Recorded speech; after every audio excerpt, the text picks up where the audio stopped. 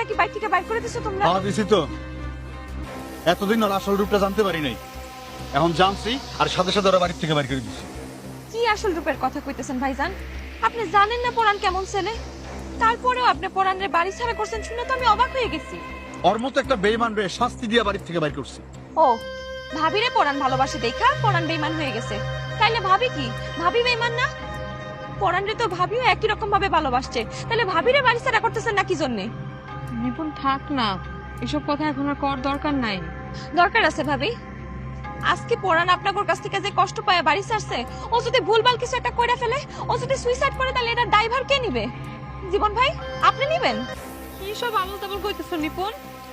হ্যাঁ, পরান সুইসাইড করবে কিসের জন্য? পরান ভালো নাই ভাবি, তোমার কাছে কষ্ট পায়া ও বাইসে থাকার আগ্রহটাই মরে গেছে।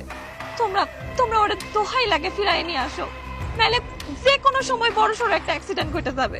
না না, আমার পরান করতে পারে না, আমার পরান করতে পারে না।